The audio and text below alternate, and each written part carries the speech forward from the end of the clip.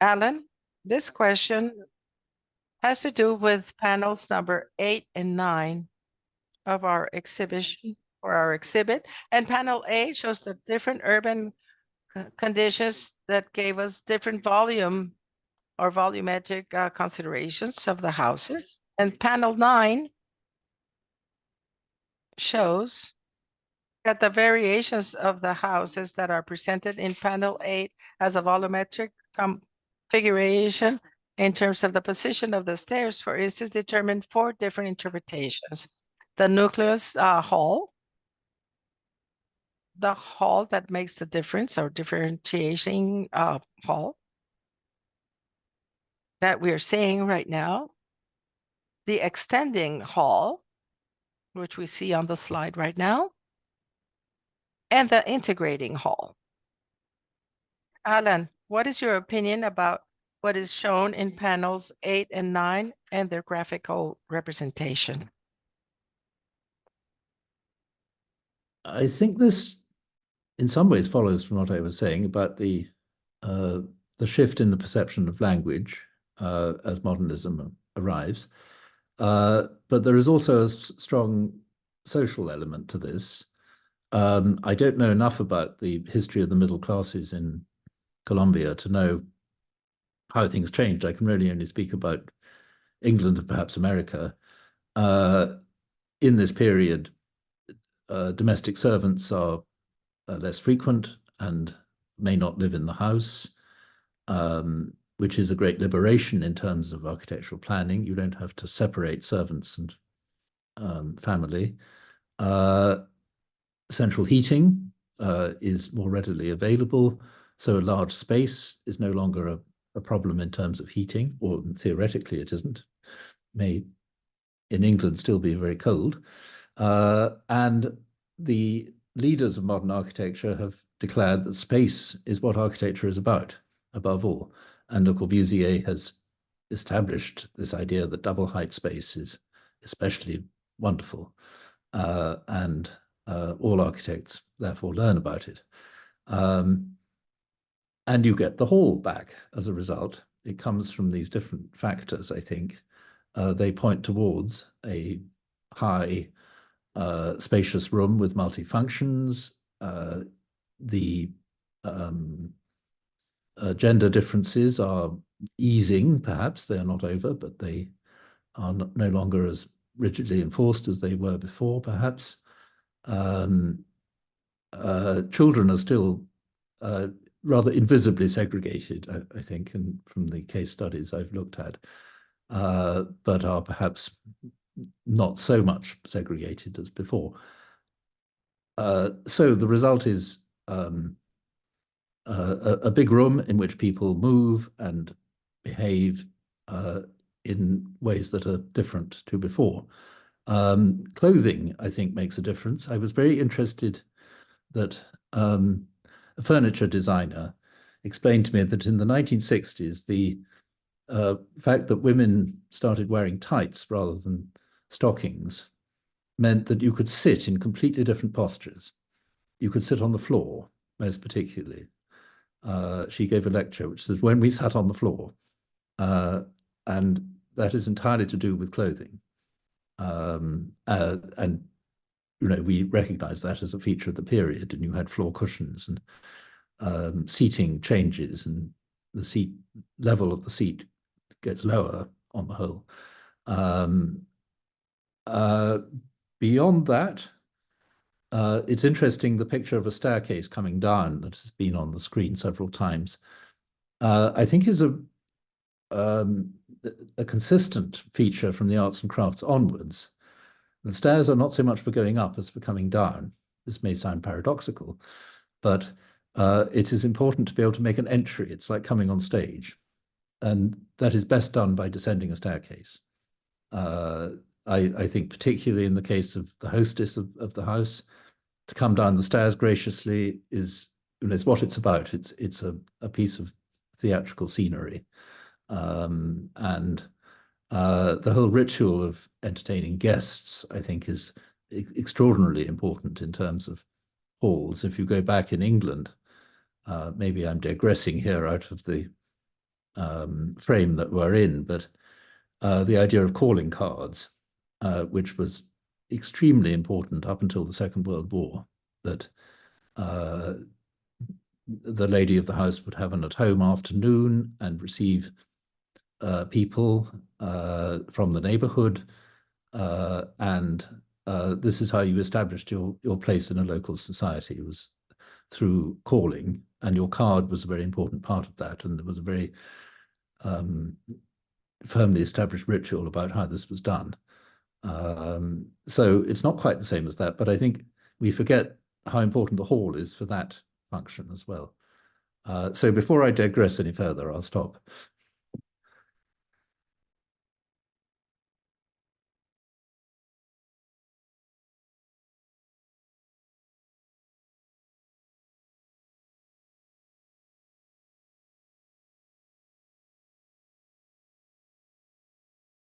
Thank you so much. I want to say that the urban expansion had heterogeneous results based on the interpretation of the model of a garden city with a standard visibility that allowed different implementations of the occupation of those terrains because of the amplitude as well as the regularity. In the 40s, there were some octagonal areas that with diagonal roads with very broad streets. And in the 50s, these were very regular with rectangular and homogeneous blocks where you could see pedestrian areas. Also in panel number 8, we see that the different conditions of the city had different volumetric configurations where frequently you could find a spatial intermediate hall.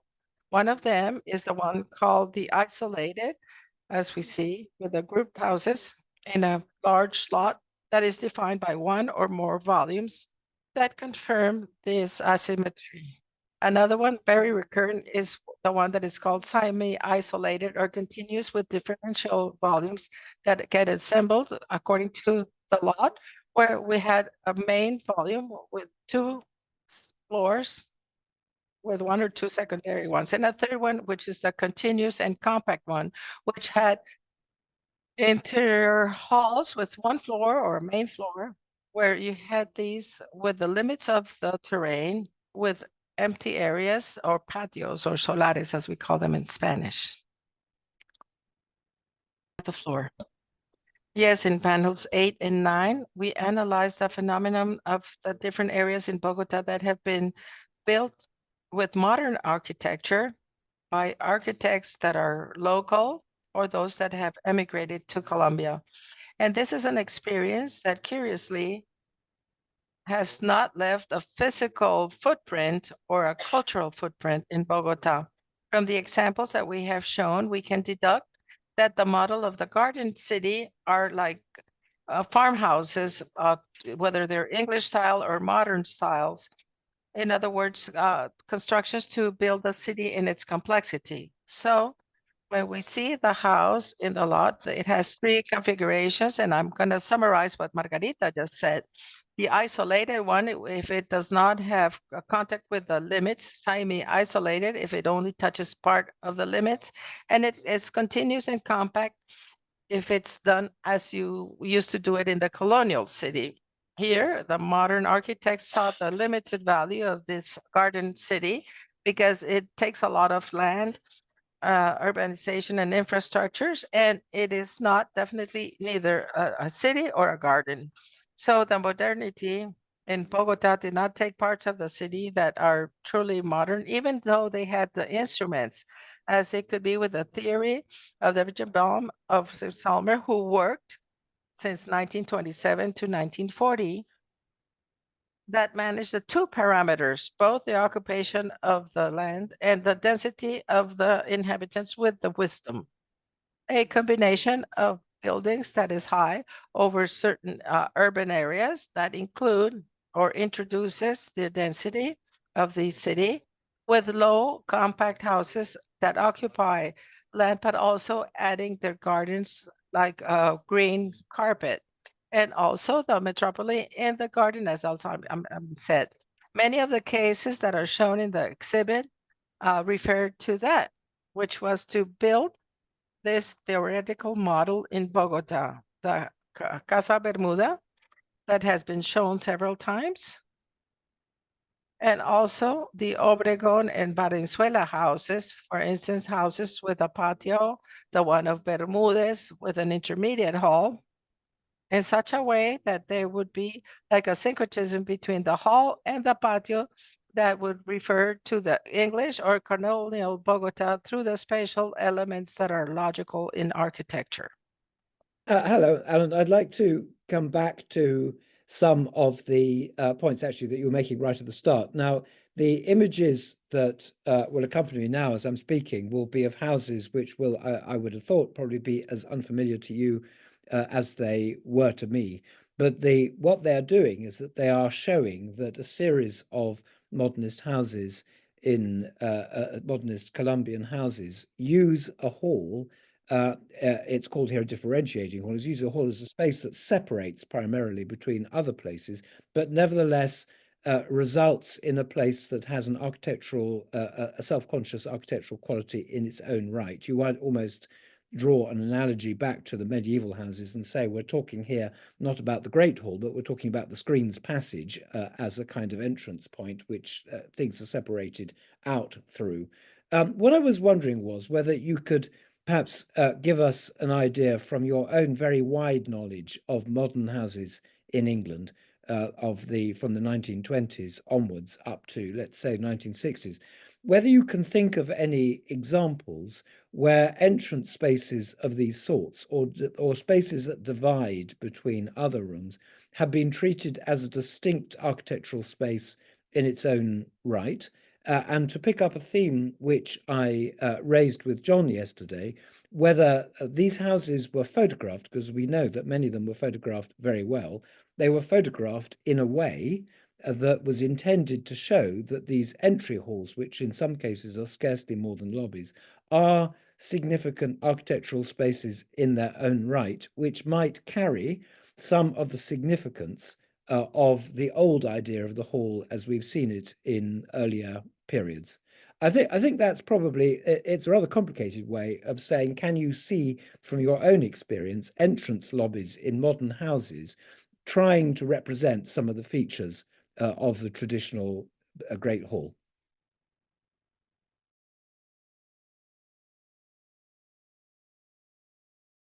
Yes. Well, if I understood rightly some of the earlier comments, I think it's very interesting in the sense that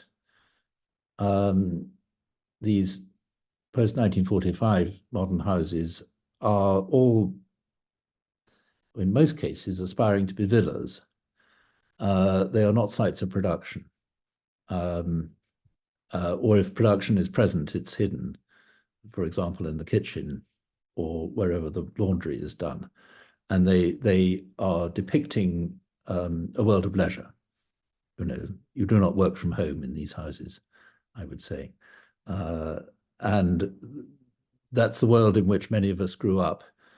And now we're in a changed world in an interesting way, I think. Beyond that, yes, the idea of the isolation, I think, was seen as a very important one. It still is in the USA, which really leads me through to my response to Tim, because it immediately took me to the 1964 book, Community and Privacy, by Serge Chimaev and Christopher Alexander, which may be familiar. I don't think it's a terribly insightful book, but it was an attempt by these two people, neither of them born in England, but both raised and educated in England, then transplanted to America, Chimaev and Alexander, to understand and then to try and combat the standard American suburban house, which they considered to be very wasteful of land, and to isolate the inhabitants from each other. And they were in favor of forms that would create a different social ambiance. At the same time, I have to say, having met Chimaev and written a book about him, I think he was far more interested in privacy than he was in community. I don't think he liked other people very much. But he had this rather simplistic set of diagrams in that book, of how if you analyze separate rooms, you might have a connecting space between them, which could indeed be the kind of vestigial entrance hall that Tim was talking about. And then he says, if you think about what's going on in these rooms, actually a lot of the functions really belong somewhere else because they are shared by all the people in the house. So he says the transitional space, the passageway, as it were, becomes a realm in its own right. And he does a diagram to show the expansion of this middle space and the shrinking of the pieces at either end, which are the more specific and more private spaces. Now, that, of course, comes in terms of date right at the end of the period we're talking about, but maybe it actually reflects something of what has gone before. The other thing that Chimaev was trying to promote through this book was courtyard houses, single story, because he said when you get to 2 stories, you create a lot of problems, particularly of overlooking. If you revert to, as it were, the house types of ancient Rome, you have much more freedom to use outdoor space because nobody is going to look down on you. And therefore you can distribute courtyards more freely through the footprint of the plan, and many of the rooms can open out onto outdoor space. So it caught on, but only to a limited extent. I think this alternative isolation is still what people seem to want in houses, and we see it certainly in England in kind of houses that are built for sale. Still, they are all trying to pretend that the neighboring houses are not there. And it's very painful to see the results sometimes. Has that in any way answered the question? The houses in Bogota, yes, perhaps there is a self-conscious, not quite a screen's passage, I don't think. In the end, I would come back to the theme I've been referring to throughout, which is how are people living? What do they actually do in these spaces? And I think one of the features of the post-war modern period is that space is more expensive. People cannot be so lavish with it as they had been before, and therefore it has to perform more flexibly, for one thing, and accommodate a greater variety of uses.